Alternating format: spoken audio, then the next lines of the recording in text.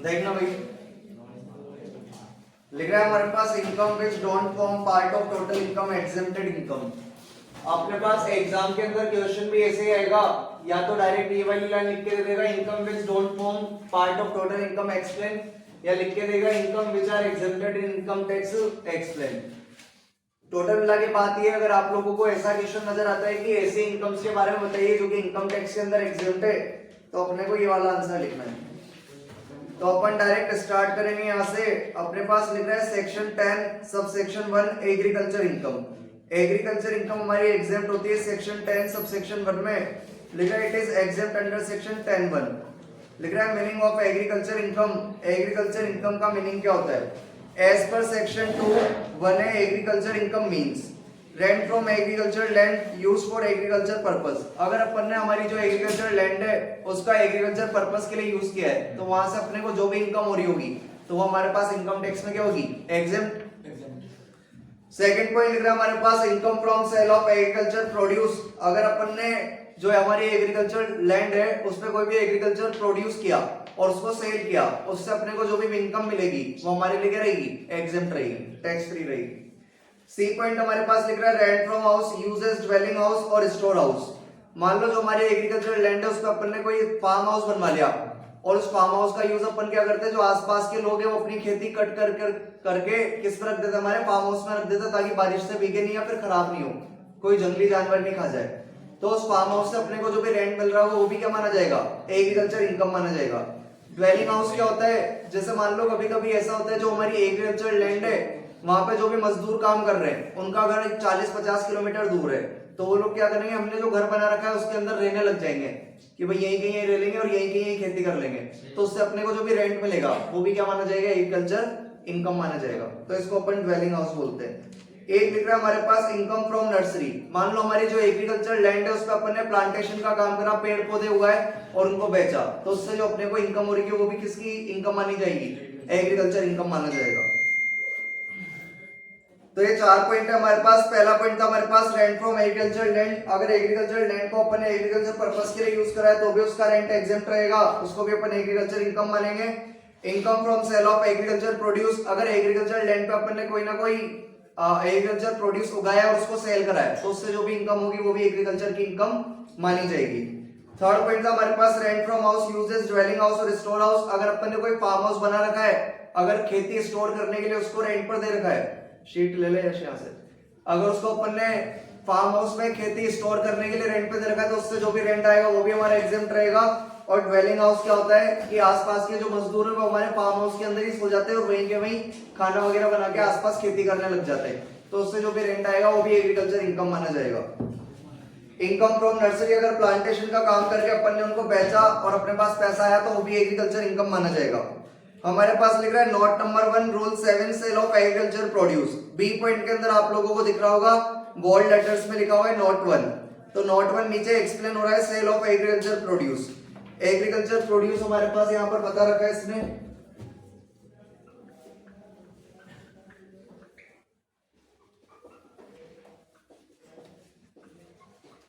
इसके 2 पार्ट कर रखे। पहला पार्ट है हमारे पास सेल इन रॉ फॉर्म और दूसरा पार्ट है हमारे पास सेल आफ्टर प्रोसेस।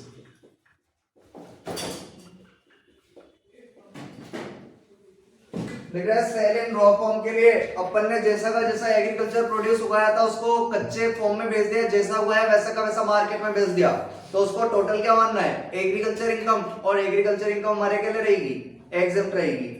लेकिन सेल आफ्टर प्रोसेस के अंदर हमारे पास 2 पार्ट हो रहे हैं। लिख रहा है हमारे पास process is compulsory for sale.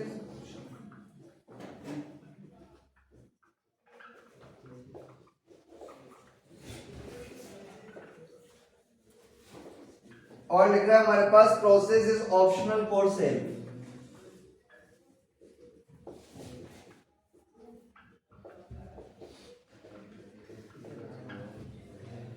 तो अपन ने जो यहाँ पर एग्रीकल्चर प्रोड्यूस उगाया है, अगर उसमें कुछ ना कुछ अपने को प्रोसेस करना कंपलसरी है तभी जाके वो मार्केट में बिकेगा, तब तो उससे अपने को जितने भी इनकम आएगी उसको अपन क्या मान लेंगे?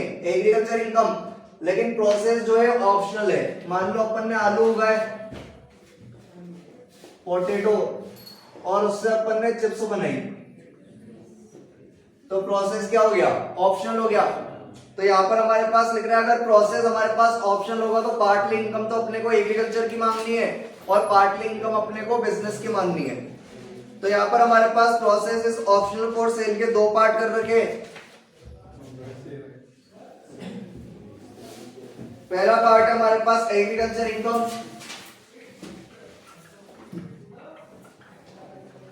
और दूसरा पार्ट अपन मानेंगे इसको पीजीबीपी की इनकम।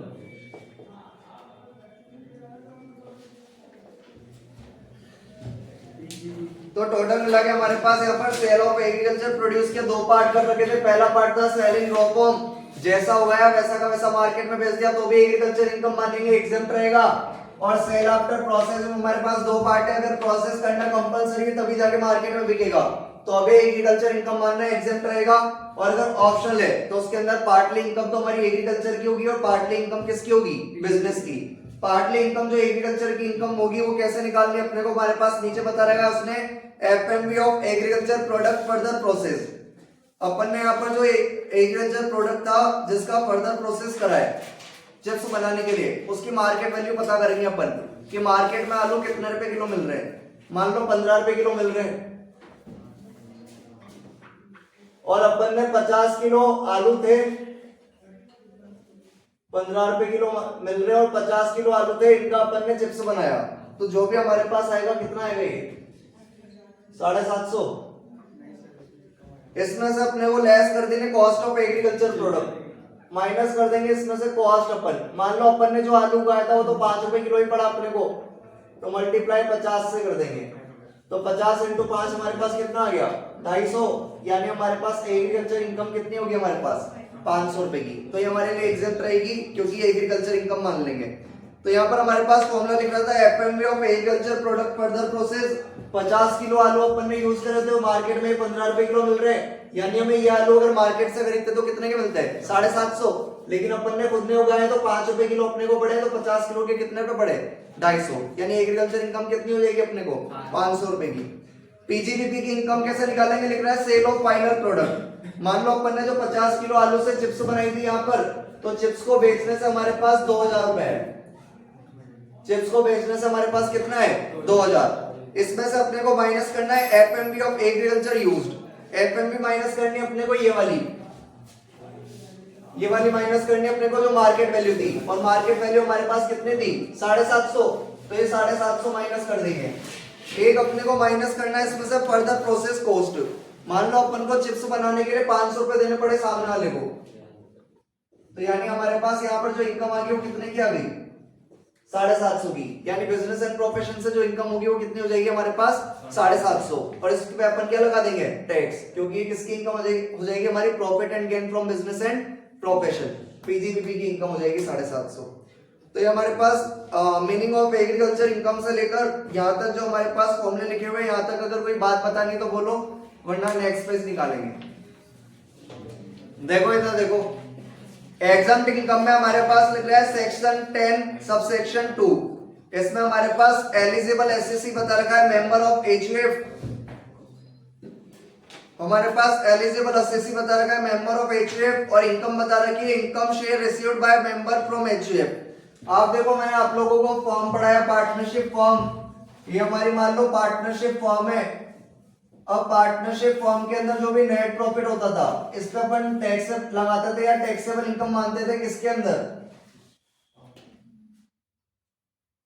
फॉर्म जो भी प्रॉफिट कमाती थी तो इस नेट प्रॉफिट को अपन किस में लेते थे?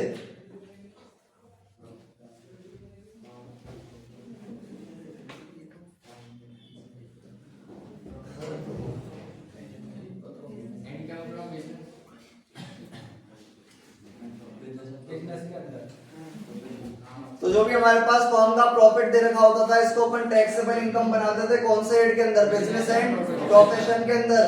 तो यहाँ पर जो नेट प्रॉफिट कमाया है फॉर्म ने, उस पर अपन ने टैक्स लगा दिया फॉर्म के ऊपर। तो अब ये जो प्रॉफिट बांटा जाएगा पार्टनर्स में, ए में, बी में और सी में, तो ये इन तीनों के लिए क्या रहेगा? एग्जेम्प्ट। क्योंकि इस नेट प्रॉफिट पे ऑलरेडी जो हमारा मान लो नेट प्रॉफिट है 2 लाख रुपए, इस पे कौन ऑलरेडी टैक्स चुका चुकी है? फर्म। तो बार बार टैक्स नहीं चुकाया जाता, ये 2 लाख रुपए किसमें बांट दिए जाएंगे? ए में, बी में और सी में। तो ये तीनों के लिए क्या रहेंगे? फिर एग्जेम्प्ट रहेंगे। तो इसी तरह मान लो हमारा जो एचयूएफ है, हिंदू अनडिवाइडेड फैमिली, तो ये जो भी प्रॉफिट हमारी होगी तो इस प्रॉफिट को तो अपन टैक्सेबल कर देंगे बिजनेस एंड प्रोफेशन में, और ये जो प्रॉफिट होगा ये एचयूएफ के मेंबर्स में बांटा जाएगा। तो मेंबर्स के लिए जो शेयर में प्रॉफिट में हिस्सा रहेगा,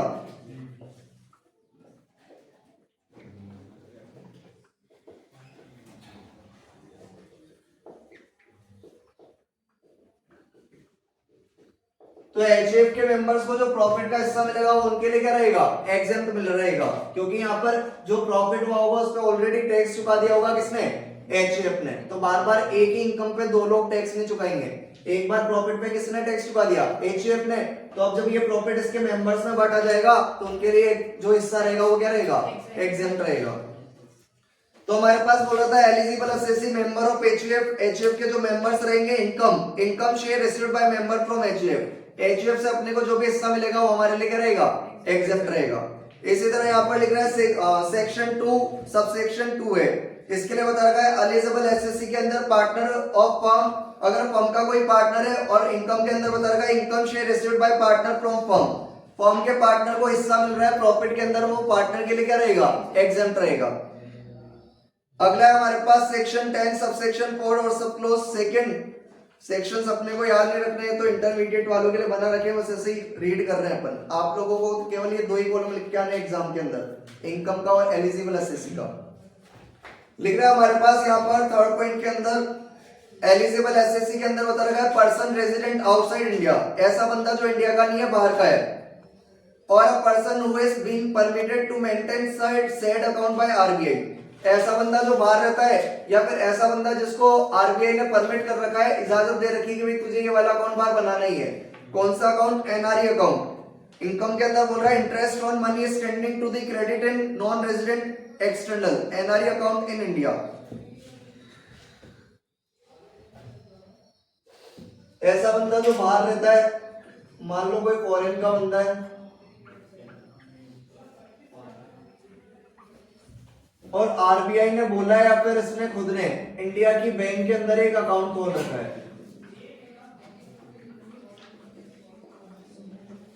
तो इसने यहाँ पर जो अकाउंट खोल रखा है इंडिया के अंदर, इसको अपन बोलेंगे NRE account, non resident external account.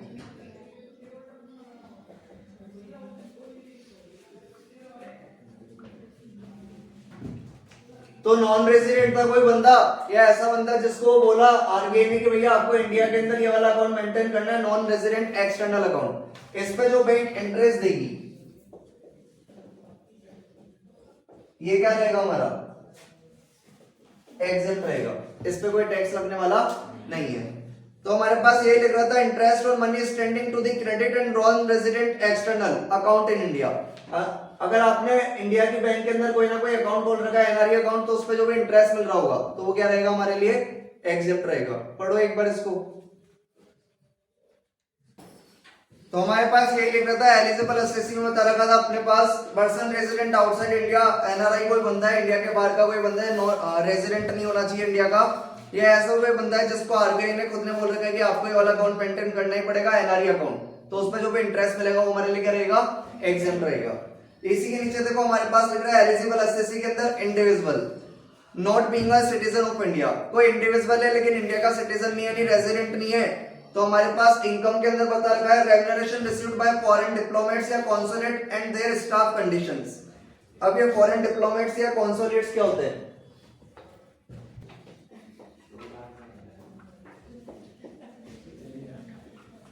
जैसे मान लो इंडिया का कोई बंदा है या इंडिया का कोई स्टूडेंट है जो कि लंदन में स्टडी करने के लिए गया,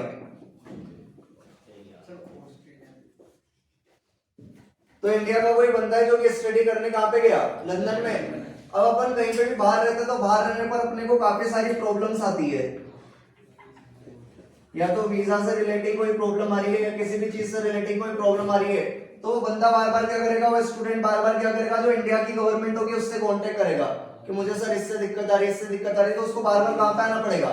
इंडिया में। तो यहाँ पर अपन ने क्या करा, इंडिया की जो गवर्नमेंट है उसने क्या करा, अपना एक ऑफिस यूएस के अंदर खोल लिया, लंदन के अंदर, अमेरिका के अंदर, जो भी बाहर की फॉरेन कंट्रीज है वहां पर एक ऑफिस खोल लिया। अब इस बंदे को कोई भी दिक्कत होगी तो इस ऑफिस में जाएगा, ऑफिस के अंदर यानी डिप्लोमेट के अंदर, इस ऑफिस को अपन क्या बोल देंगे, डिप्लोमेट। तो वो क्या करेगा, जो ये स्टूडेंट है, ऐसा तो है नहीं कि इंडिया का एक ही स्टूडेंट क्या होगा कहां पर, लंदन में, काफी सारे स्टूडेंट्स कहां पर जाते हैं, लंदन में या यूएसए में पढ़ाई करने जाते हैं। तो उन बच्चों को जो भी दिक्कत आती है तो वो इस ऑफिस में जाएंगे, डिप्लोमेट्स में जाएंगे और अपनी प्रॉब्लम उनके सामने रखेंगे, तो यही प्रॉब्लम क्या हो जाएगी, सॉल्व हो जाएगी।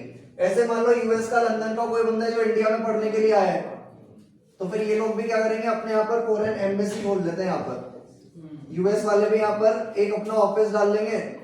ऐसे तो इनको फॉरेन एम्बेसी बोलते हैं, लेकिन यहाँ पर टैक्स की फॉर्म में अपन इनको बोल रहे हैं डिप्लोमेट्स। ठीक है, अगर ये ऑफिस खुला हुआ है, जैसे अपने जो राजधानी होती है ना, राजधानी कैपिटल होती है, अगर ये वाला जो अपन ने ऑफिस खोला है ये लंदन की कैपिटल में खोला है, तो अब तो अपन इसको बोलेंगे डिप्लोमेट।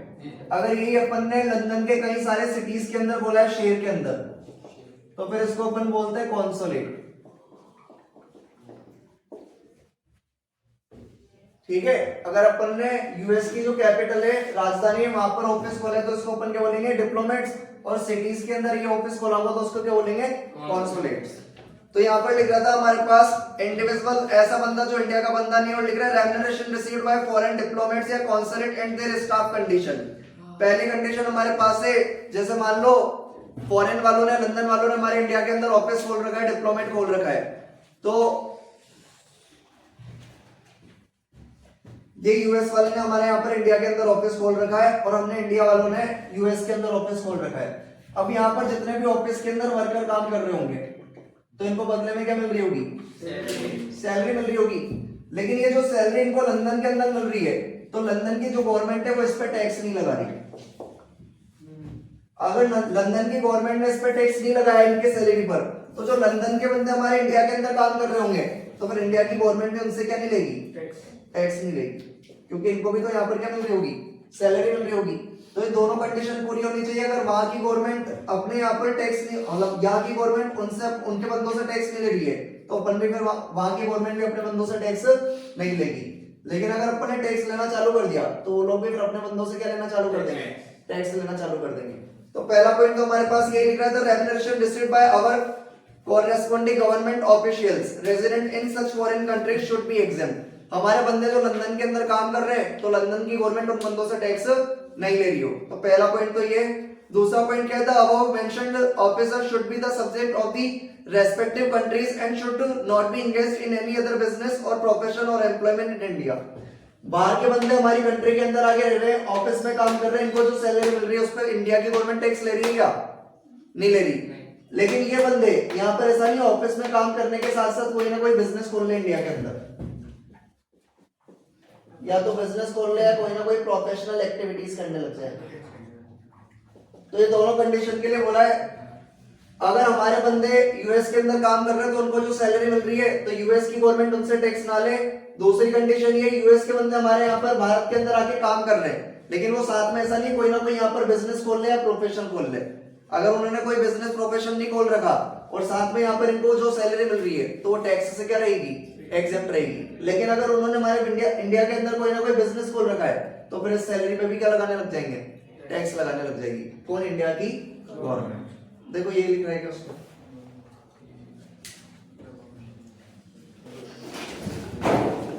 इसमें बता रहा है कुछ कि आ गया समझ में। तो हमारे पास यही लिख रहा था, अगर कोई इंडिविजुअल है जो कि इंडिया का सिटीजन नहीं है और लिख रहा है remuneration received by foreign diplomats consulate and their staff, condition क्या है हमारे पास, the remuneration received by our corresponding government official resident such foreign countries should be exempt. हमारे बंदों से फॉरेन कंट्रीज में उनकी सैलरी पे कोई टैक्स लिया जा नहीं रहा हो। और दूसरा पॉइंट हमारे पास था, the above mentioned officer should be the subject of the respective countries and should not be engaged in any other business और प्रोफेशनल और एम्प्लॉयमेंट इन इंडिया। यहाँ पर वो जो बंदे रह रहे थे फॉरेन के, वो ना तो कोई बिजनेस कर रहे हो, ना कोई प्रोफेशन कर रहे हो, ना इंडिया के अंदर कोई दूसरी जॉब कर रहे हो, तो उनको जो सैलरी मिल रही होगी उस पर इंडिया के गवर्नमेंट कोई टैक्स लेने वाली नहीं है। वापस हमारे पास लिख रहा है इंडियन इंडिविजुअल, अगर कोई इंडिविजुअल है सैलरीड एम्प्लॉई है, यानी एम्प्लॉई किसी ना किसी कंपनी का, not being a citizen of India, लेकिन इंडिया का सिटीजन नहीं है, यानी एनआरआई है। इनकम के अंदर हमारे पास लिख रहा है remuneration received as employee of a foreign enterprise for service rendered by him during his stay in India. पहला पॉइंट है हमारे पास foreign enterprise is not engaged in any trade और बिजनेस इन इंडिया। दूसरा पॉइंट है his stay in India does not exceed the agreed period of 90 days in such previous year. और तीसरा point है such remuneration is not liable to deduction from the income of employer chargeable under this act. देखो अब ये क्या समझा रहा है, जैसे हमारा इंडिया है,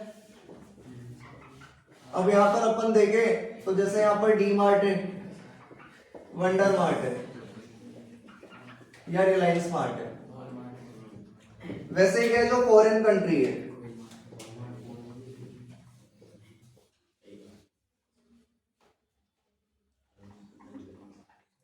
वहां पे भी कोई ना कोई मार्ट होगा, सुपर मार्ट होगा, ठीक है। तो जो फॉरेन कंट्रीज है वहां पे भी कोई ना कोई सुपर मार्केट होगा। अब जो फॉरेन का बंदा है, जो फॉरेन का सुपर मार्केट का ओनर है, उसने अपने नौकर को बोला, सुपर मार्केट के ओनर ने अपने एम्प्लॉय को बोला जो कि एक सैलरीड एम्प्लॉय है कि भाई जाए इंडिया में घूम के आ, इंडिया में देख के आ कि इंडिया के अंदर जो डीमार्ट वगैरह या जो सुपर मार्केट चल रहे हैं वो लोग कैसे बिजनेस कर रहे हैं, ताकि आने वाले टाइम पे भी अपन अपनी एक ब्रांच कहां पे डाल देंगे, इंडिया में डाल देंगे। तो ये बंदा अपने इंडिया में आया, ये बंदा अपने इंडिया में आया। पहली बात तो ये जो सुपर मार्केट है, मान लो ये जेड मार्केट करके कोई है, इसकी कोई ब्रांच पहले से हमारे इंडिया में नहीं होनी चाहिए, ये नई नई ब्रांच डालना चाह रहा हूं।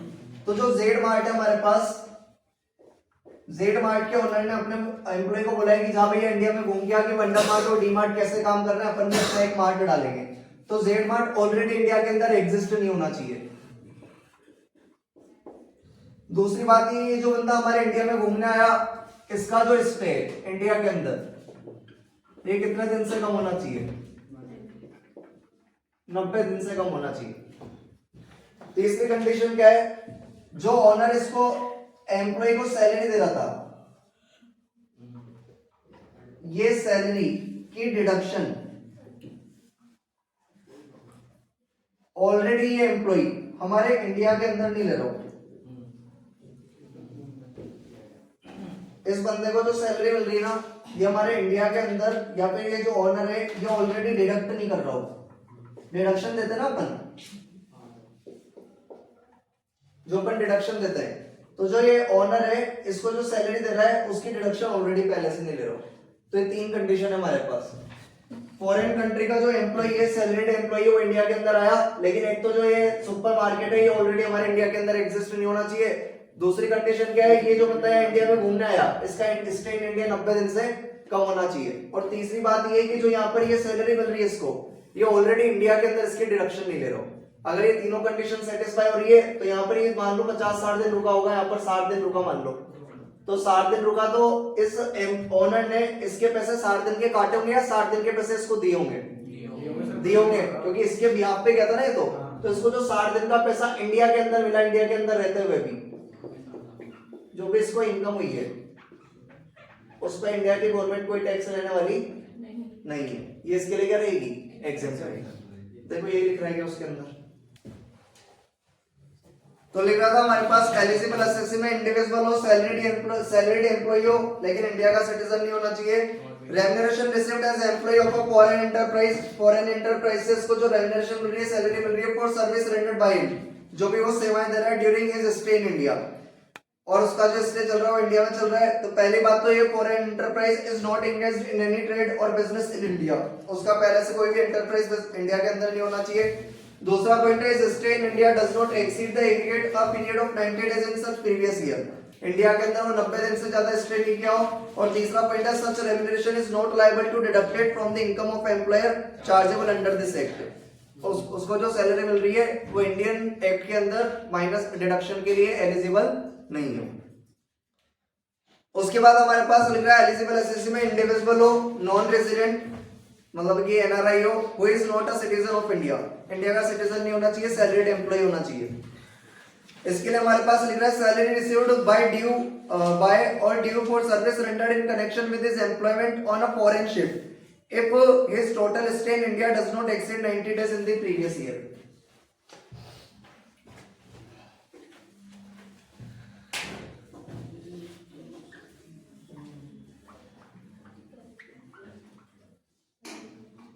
जो फॉरेन का शिप है मान लो वो इंडिया में आया,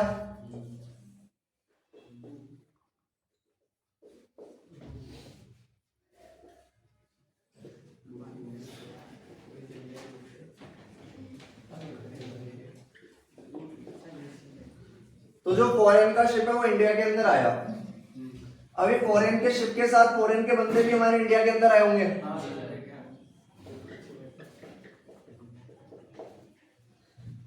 तो फॉरेन शिप हमारे इंडिया के अंदर आया और इस शिप के साथ फॉरेन बंदे यानी एनआरआई हमारे इंडिया के अंदर आए। अब मान लो ये शिप इधर ही पड़ा हुआ है यहाँ पे इंडिया के अंदर,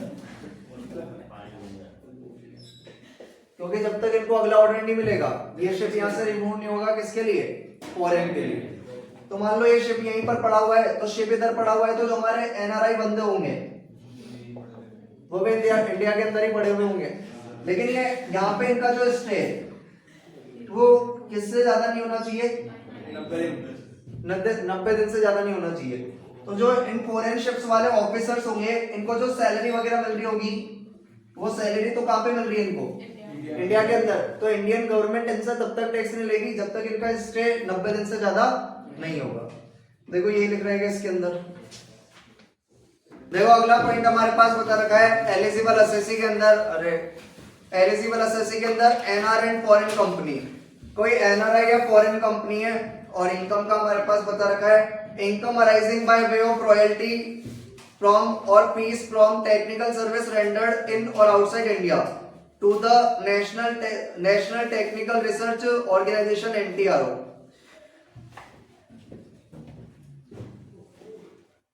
ये फॉरेन कंपनी है कोई ना कोई जिसका काम है टेक्नोलॉजी प्रोवाइड करती है। तो हमारे जो इंडिया का एक ऑर्गेनाइजेशन है NTRO, national technical research organization, तो इसने कोई ना कोई सर्विस ली फॉरेन की कंपनी से टेक्नोलॉजी के मामले में। तो जो इस एनटीआरओ से इसने सर्विस दी फॉरेन कंपनी ने, तो जो पेमेंट किया होगा वो कहां से किया होगा? इंडिया से। ये पेमेंट किसको जा रहा है? फॉरेन कंपनी को। तो फॉरेन कंपनी को हमने जो भी पेमेंट करा है तो हमारे लिए तो पेमेंट हो जाएगा और उसके लिए क्या हो जाएगी? इनकम। तो ये इनकम क्या रहेगी? इसके लिए एग्जेम्प्ट रहेगी। लेकिन कंडीशन ये है कि इसने जो यहाँ पर टेक्नोलॉजी की जो इंफॉर्मेशन दी है, सर्विस दी है, वो किसको दी हो? एनटीआरओ को दी हो। देखो ये लिख रहा है कि उसके अंदर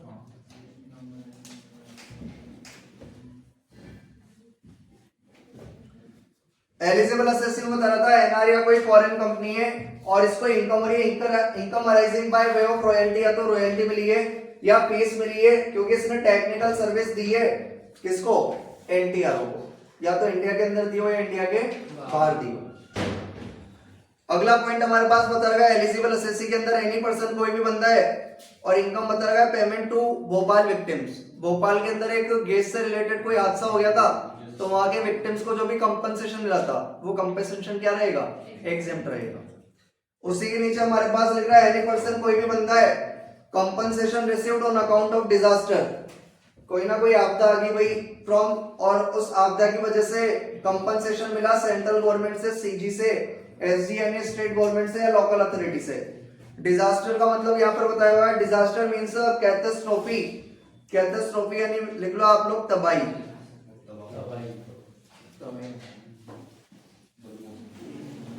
कैटास्ट्रोफी यानी आप लोग लिख लो तबाही। लिख ली? उसी के आगे हमारे पास लिख रहा है मैसेप यानी लिख लो दुर्घटना।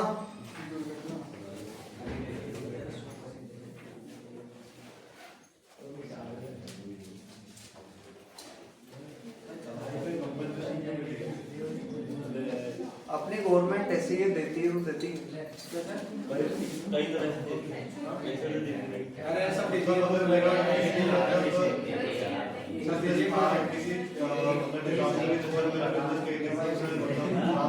OMG देखी होगी ना, OMG देखी होगी ना, लेके मारना था ना इंसान तू ले चुका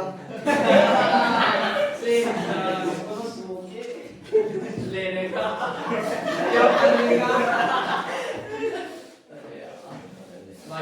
आगे हमारे पास लिख रहा है कैलेमिटी, कैलेमिटी यानी आपदा,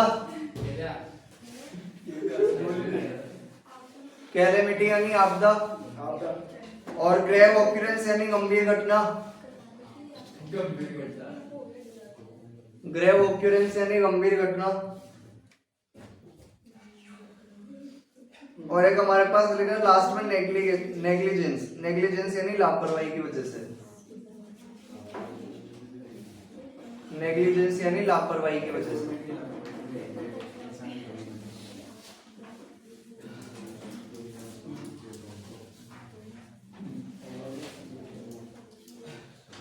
तो हमारे पास बता रखा था एलिजिबल असेसी के अंदर एनी पर्सन कोई भी बंदा है compensation received on account of disaster from central government, state government और लोकल अथॉरिटी। डिजास्टर का मतलब इन्होंने बता दिया, तो कोई ना कोई तबाही हुई है, दुर्घटना हुई है, आपदा हुई है, गंभीर घटना हुई है, अराइजिंग फ्रॉम नेचुरल और मैनमेड कॉज। नेचुरल यानी या तो अपने आप जैसे भूकंप वगैरह आते हैं, और मैनमेड कॉज कोई भी अब्दुल जाके खड़ा हो गया वहां पे मकसद तो मैनमेड कॉज है, और बाय एक्सीडेंट और नेग्लिजेंस या किसी न किसी एक्सीडेंट या लापरवाही की वजह से वो कोई ना कोई घटना हुई है और अपने को कंपनसेशन मिला है, तो वो क्या रहेगा, एग्जेम्प्ट रहेगा। आगे बता रखा है एनी पर्सन कोई भी बंदा payment from Sukanya Samriddhi account. Modi ji ने वो एक स्कीम निकाली है छोटे बच्चों के लिए, छोटे बच्चियों के बच्चों के लिए नहीं, बच्चियों के लिए। जगदीप को बताओ एक बार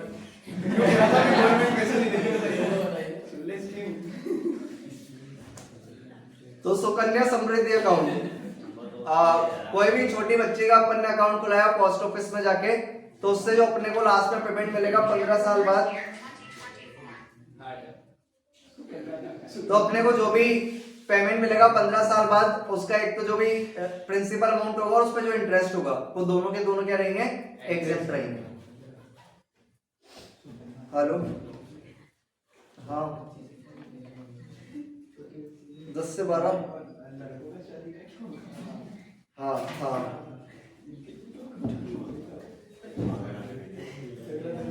लिख रहा है हमारे पास एनी पर्सन कोई भी बंदा है जिसको एजुकेशनल स्कॉलरशिप मिली है, तो वो भी क्या रहेगी, एग्जेम्प्ट। अरे आगे हमारे पास लिख रहा है एनी पर्सन कोई भी बंदा है पेमेंट टू एमपीज या MLAs daily constituency allowance exempt. जो एमपी और एमएलए होते हैं इनको दो तरह के अलाउंस मिलते हैं, डेली एंड कॉन्सिस्टेंशियल अलाउंस। ये दोनों के दोनों क्या रहते हैं, एग्जेम्प्ट रहते हैं। बाकी इनको जो सैलरी मिलती है वो क्या रहती है, टैक्सेबल रहती है। आगे लिख रहा है एनी पर्सन कोई भी बंदा है awards for literary scientific and artistic work and other awards by the government.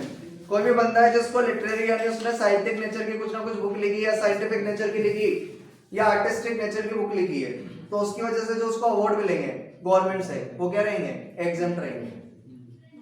Any person कोई भी बंदा है जिसको पेंशन मिली है, pension received by individual who has been in service of central और स्टेट गवर्नमेंट।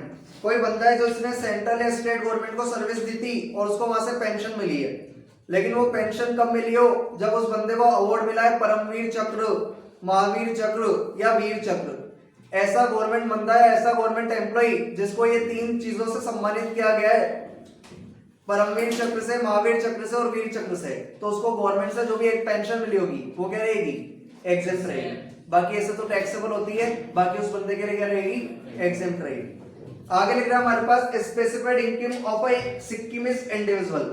सिक्किम का कोई बंदा या बंदी है, उसको इनकम हो रही है the following income which accrues और arise to a Sikkimese individual would be exempt from income tax.